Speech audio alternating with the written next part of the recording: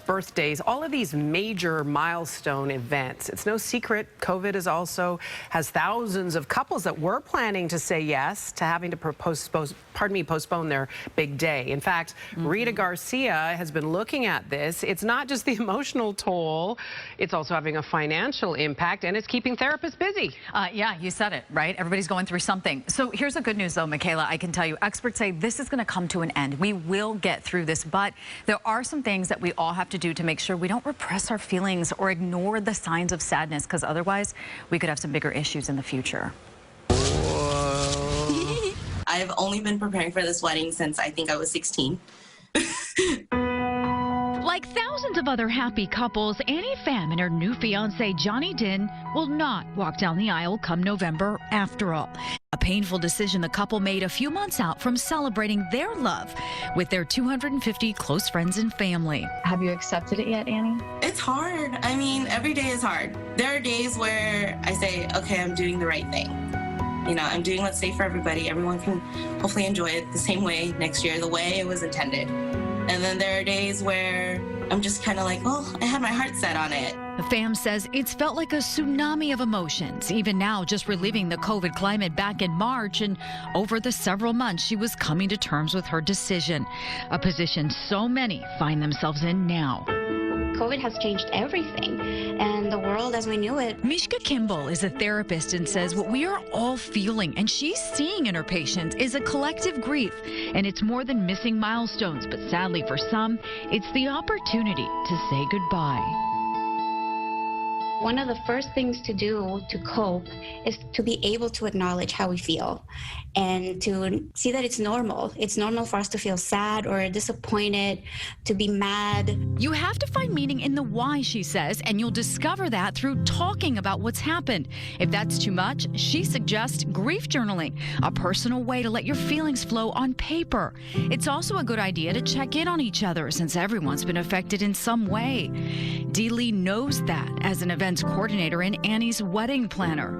She also knows the importance of walking her brides down this uncertain path, but she too is dealing with the reality of what's happening in the events industry and trying to do her part so it's not forgotten. You have 12 million gig workers who are not working right now, and everything is at a standstill. Everyone's just waiting for the safety protocols on how to go back to work safely. Recently, LendingTree.com polled 900 engaged couples. 63% postponed their nuptials, 22% said yes to continuing with their original plan, while 8% are doing a courthouse wedding or eloping, obviously opting for the smaller celebration, like the mini moons or micro weddings Dee's been putting together. Some of my brides are like, Dee, I just want to have kids. I don't want to have to wait a whole year, and we'll just celebrate after the kids. So they're finding ways to still celebrate. And Kimball would agree. Celebrations should go on, since she says it's part of the grieving process. Consider it another form of saying I do, only this time to accepting the reality of things. And that's when the next chapter begins. Oh, my Rita. Now, y'all, we're going to go a little bit deeper here because, honey, I know that this hits home for you. People, she was about to get married. A destination wedding, all beautifully planned in March. Yes, in March. We were 2 days out when I had to make the very painful decision. 2 days. How do you even manage that in 2 days? Bags packed and everything. I couldn't. I think it was just a whirlwind. Thank goodness for this job and for my job and what I do for a living, because I think that was what made me take my mind off of things. But look at this picture here. This is our wedding date, or what should have been, right? March 21st. We decided to celebrate anyway, just like the therapist said. That was very helpful for us because I contemplated staying in bed all day and just crying and just being sad, right? Being upset. And it was my fiance, Sergio, who said, absolutely not. We're going to get the fancy glasses out. You're going to wear your outfit that you're going to wear at the reception dinner, and we're going to cheers. I'm kind of sweet on him. You found a good man. Yeah, I mean. But this is the thing. It's an individual decision. What's right for one couple might not be right for you. What have you guys decided to do? Are you going to go ahead with it, or are you going to put it on pause? Yeah, it's funny that you ask, Michaela, because I'm kind of a hot mess. I really am. Like, I'll wake up in the morning and I'll say, we're gonna do this. We're going to the courthouse. And then the next day, I'll wake up and say, how could you even think that I don't get a big celebration and I'm going to the courthouse? You deserve it. I'm kind of all over the map, even 7 months removed. But that's what, like, doing these stories has really helped me cope with it, I think. Because just hearing that, like, first of all, I'm not alone. You sure are not. And second of all, is talking about it. Because that's one thing that I wasn't doing when I first canceled this wedding. I didn't want to accept it. And well, in a way, it's too hard, right? It's that tender part of you. Right. I mean, we just opened. We're still getting wedding gifts. We actually got one yesterday. My fiance called me and said, look at what we got in the mail. And so that's been really nice. But the other thing is, like, I opened gifts maybe a couple weeks ago, dishes, you know, new knives. I love to cook. And so it's brought a smile to my face. Absolutely. I think that's helped as well. Celebrate those little joys. Right. Can I further complicate things for you? I'm going to give you a third option. Oh, boy.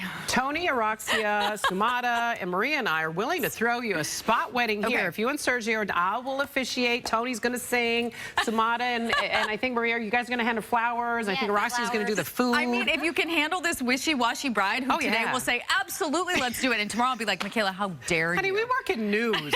We can handle that. Like, that's not even a problem. Look, Honey Bear, I wish I could hug you. You know what? We'll sanitize after. Because you need a little love through this. Because this right here is super hard.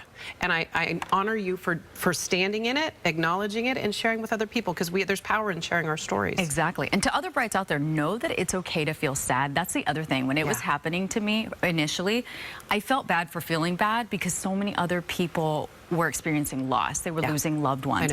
It felt bigger than me. Yeah, I know. It felt bigger than me. But what it's a you are different type of experiencing loss. is real. It is real. Go sanitize your hand. Don't touch your face, because I did touch you. This is important. We'll be right back as we sanitize. We'll have more from the show in a second. Oh, do you have hand sanitizer? The sanitizer's over there. Oh, got it. So we'll help. But I needed to touch you, because that's real.